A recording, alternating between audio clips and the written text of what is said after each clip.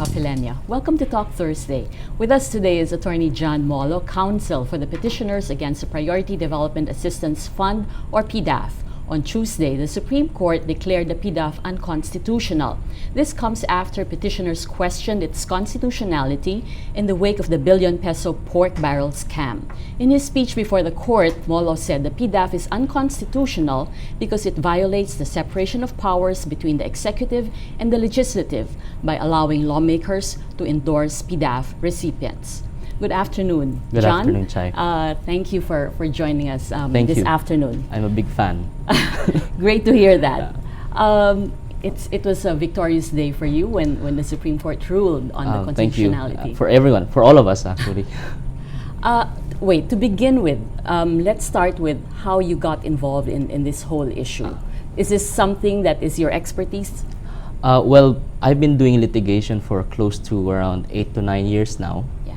And well, the petitioners here actually belong to a big religious network organization. They're Christian ministers. And then some of my relatives are part of that network, and some friends of friends. And then when the entire controversy was already ongoing, and then there were petitions filed already, there were some feelers. They were looking for lawyers. Yeah. And then the request came down the line, and then we were considering it.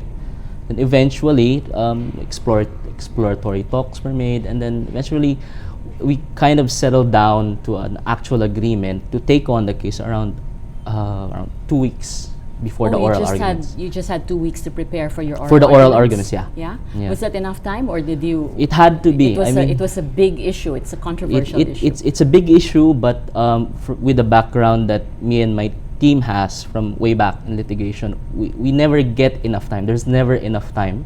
So whatever amount of time you're given, you have to prepare. Mm-hmm. You were formerly with the Villarasa law yes. firm, and we observed during the oral arguments that at one point Justice Carpio was already Yes.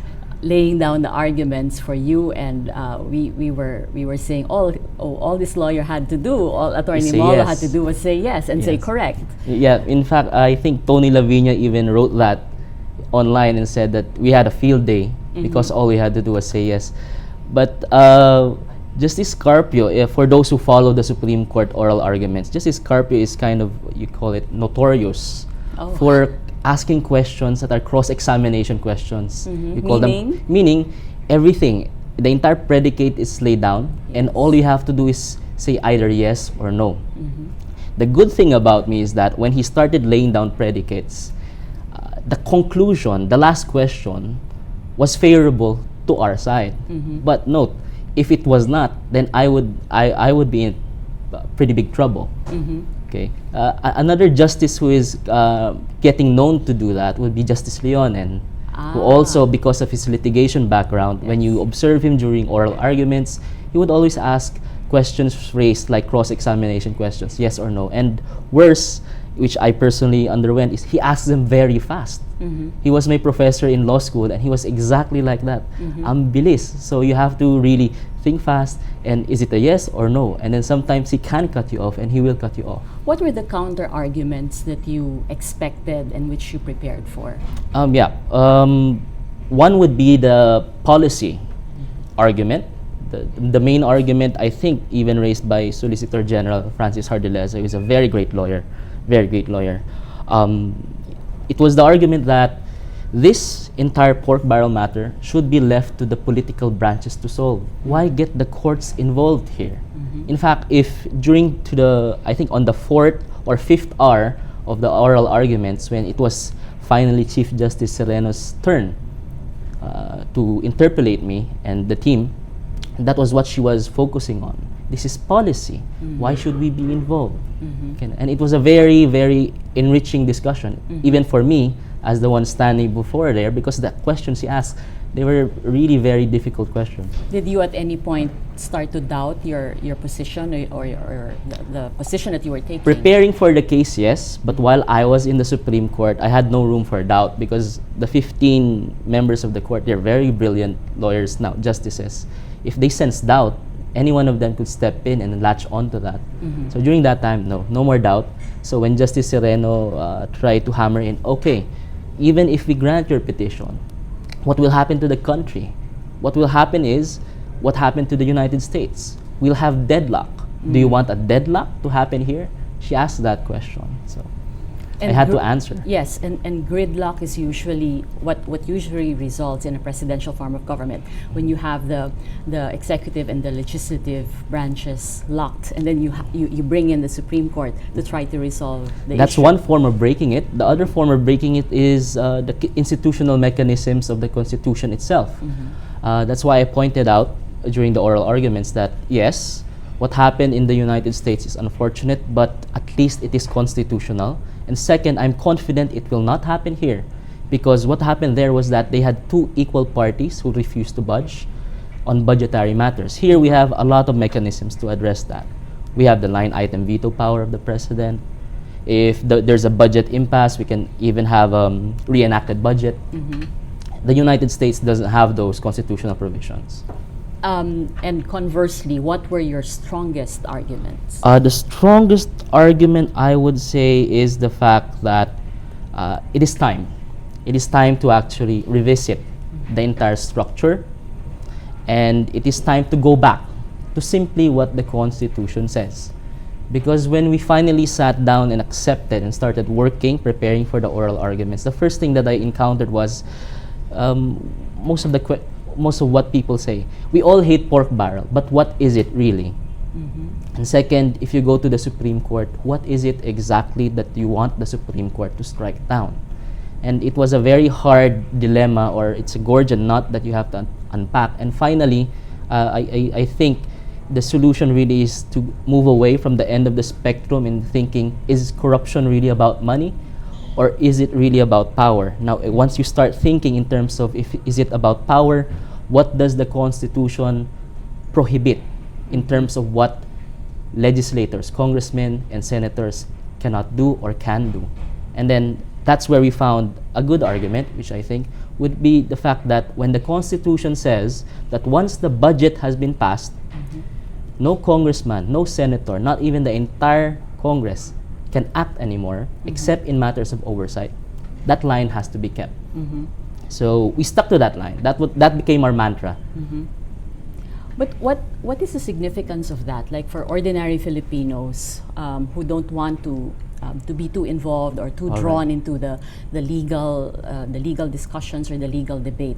Why should we care? Why should we pay attention to this issue? Yep, it's very important. It's a key principle of separation of powers. But like what I said during my opening statement, separation of powers is not kept simply because we want it. Because we keep separation because we fear accumulation of power.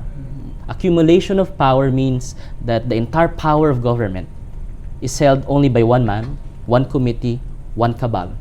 That's why we keep it separate. And when the accumulation you fear involves money, then that is a very, very difficult situation that we have to extricate ourselves in. So in this particular case, when you speak of accumulation, you're referring to accumulation of power on the part of legislators or of lawmakers. Yeah. Because they now encroach on the power of the president. And on the other side, which is with respect to the Malampaya and the social fund of the president as well. So it's really keeping both sides away from what the Constitution prohibits them from interfering in. But some lawmakers would argue also that if you leave everything to the president, there are certain areas of the country, local areas, which national government would lose sight of. Okay. And it's the local officials who would have a greater appreciation of the issues and the problems that need national government's attention. Yeah, that's a strong argument, but we respond to that by saying that, first of all, in the executive branch, you have the entire bureaucracy. For example, you have the entire bureaucracy of the DepEd, who all the way down to the city school, to the municipal or barangay level, they have offices there. They have people assigned there. We're talking about the executive bureaucracy. Second, if it's all a matter of being knowledgeable of what the constituency needs, we have the local governments. And there's a practical reality that between the local government and the legislator, whose main job is to go to Manila and legislate, I would think that as a practical reality, the mayor of a town spends more time in that town than the congressman or probably the senator who is a nationally elected official. So we have channels.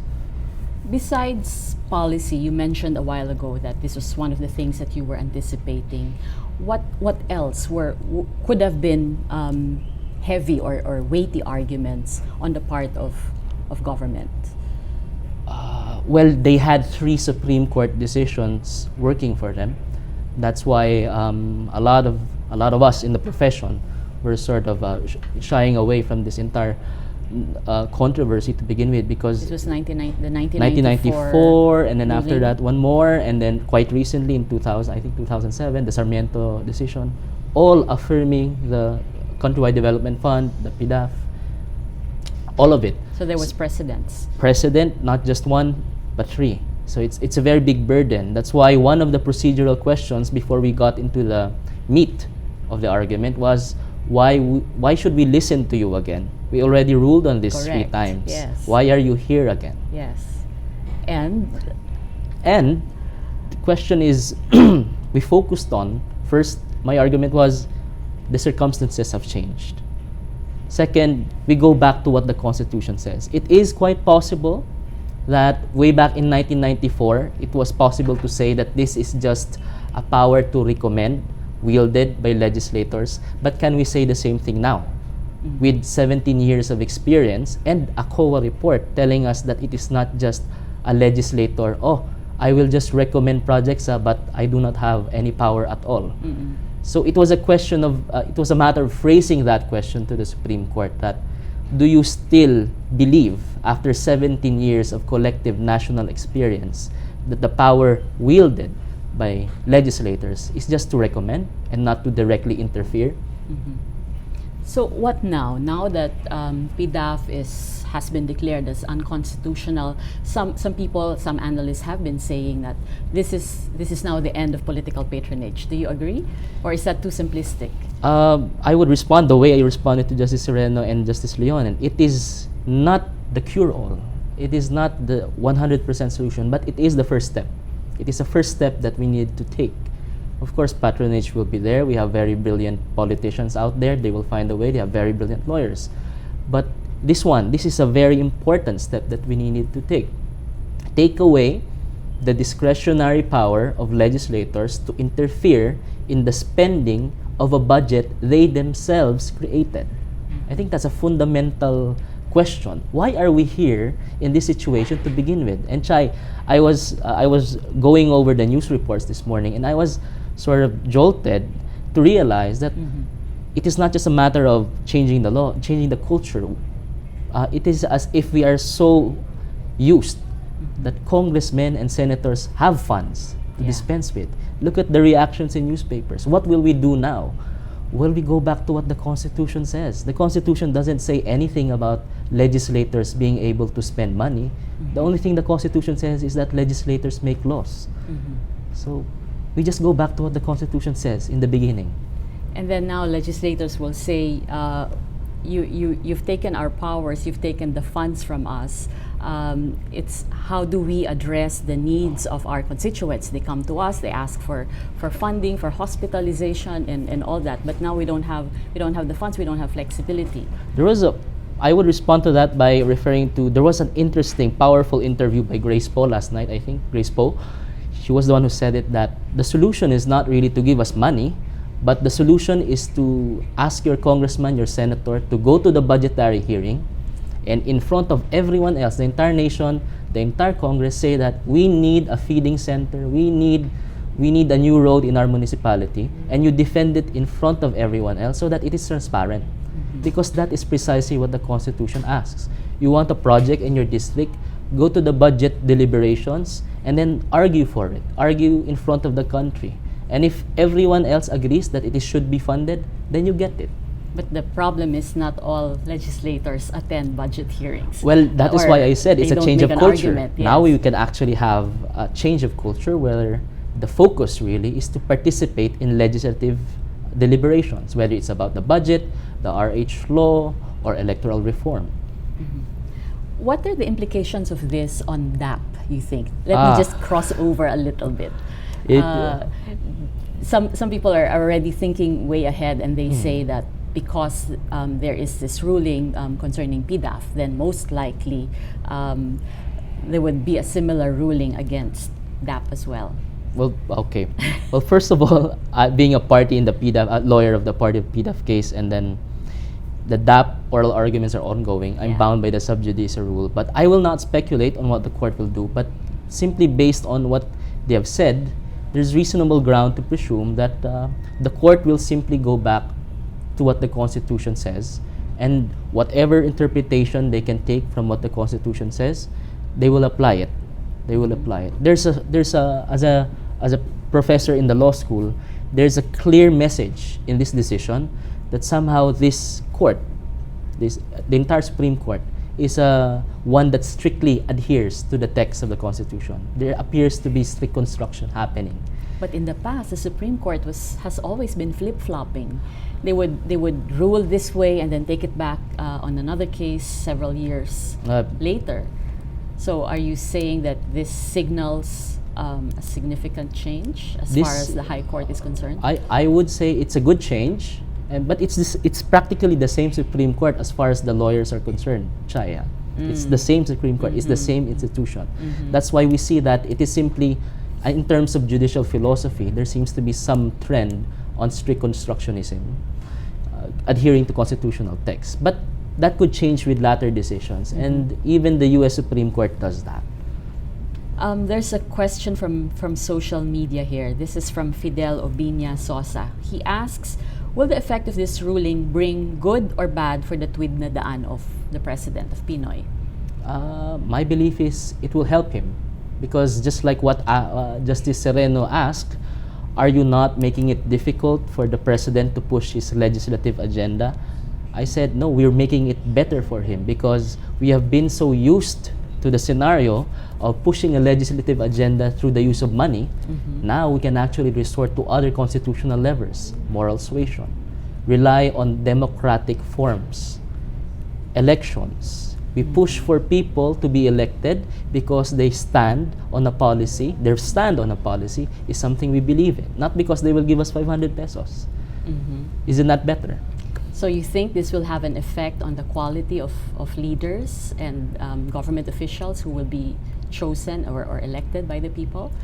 Yes, I think the effect will be positive. In fact, I was in a conversation yesterday. Someone was saying that, oh, finally I can run. People like me have a chance to run because there's no longer any money at stake. It signals a change in culture again, because it seems to be that if you remove the direct financial incentive of winning a seat in either the House or in the Senate, then the practical question is, who else would run except those who really want to participate in legislative deliberations? There's no longer any, if we look at it from a business side of sense, there's no financial sense in running anymore. Wala nang wala ka nang kikitain. Or sabi ng iba, wala ka nang babawiin. For the future, just looking ahead, now that the Supreme Court has ruled that PDAF is unconstitutional, pork barrel shouldn't be there, as far as political reforms are concerned, what else should be in place to sort of support or back up what has been started here? I completely agree with the initiative on freedom of information, for example, and any other initiative that enhances transparency and accountability. When we were arguing before the Supreme Court, one of the arguments thrown against us was the fact that, isn't it enough that we already prosecuted some people? Well, our response was, it's not a take it or leave it option. Why not have both? Remove the pork barrel and still enhance your prosecutorial arm, so that the people will see that if you violate laws, even if you're a person in a position of power, you will be liable and you will be held accountable. We also took note that there was a recommendation that people, individuals and government officials who were involved in the irregular disbursements of PDAF be prosecuted. Do you think this will have any bearing on, or this will bear fruit? Yeah, it will. It will. Again, I believe in the president and his Tuwid na Daan program or platform of governance. And we have seen a lot of changes recently in the past 4 years that we have to accept that previously we thought would be impossible. But we have moved a lot. And under him, it might be possible to achieve a very strong conviction. Even if they say 2 years and a half is not enough under our slow litigation or judicial process, I think it is still possible. And considering that a lot of those involved are powerful people, influential people, politicians, senators, and congressmen. Yes, but then again, who would have thought that pork barrel would be gone within our lifetimes? It happened. Don't you think it will evolve in some different form in the future? It will, well, like I said, there are brilliant people out there and they are very dedicated to their craft. But under this particular Supreme Court decision, it will be very difficult. It's very broad, Chai. It says it did not just strike down 2013 PDAF. It struck down all post-enactment measures. It struck down all forms of discretionary funds by legislators wielded individually or even by committees. And the fourth one, all informal practices similar in import and effect. That's a very broad decision. That's why I'm very happy with the result, because it creates a possible sea of change. Mm-hmm. So what happens now? All the funds that are in the pipeline, because this is essentially a permanent restraining Yes, order. permanent. So all the funds that are in the pipeline, they just revert to the Treasury? Yes, Is that according to correct? the Supreme Court decision itself, it has to go back to the National Treasury, but with respect to the Malampaya Fund and the Presidential Social Fund, since they exist outside the National Treasury to begin with, they just stay there until they are spent for the legitimate purposes under the law. Okay. Maybe just last thoughts maybe, or last words on this issue? Well, there's just one thought that I'd like to end on. There's an observation that with this Supreme Court decision, you made a very powerful precedent, and therefore we should fear it. We will you regret agree? it. No. Well, first of all, as a person who has taught in the College of Law for so long, for around 7 years already, my response would be, our system of government is presidential. The Constitution itself accumulates power in the president to begin with. Second, the petitions filed and the Supreme Court decision itself balances power again.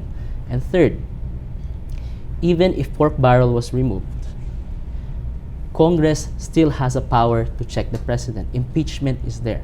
And finally, the best way to check a powerful president is not to give congressmen and senators money directly.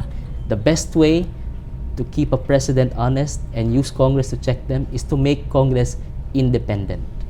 You don't give them money to spend on their own. Make them independent. I like that. Okay, those are very great thoughts and insights about the PDAF. I like your point about the best way to keep the president honest is An independent Congress, not give them money. Okay, we've been speaking with Attorney John Molo, counsel for the petitioners against the Priority Development Assistance Fund or PDAF. I'm Chai Hofilenia. Thank you for watching Talk Thursday.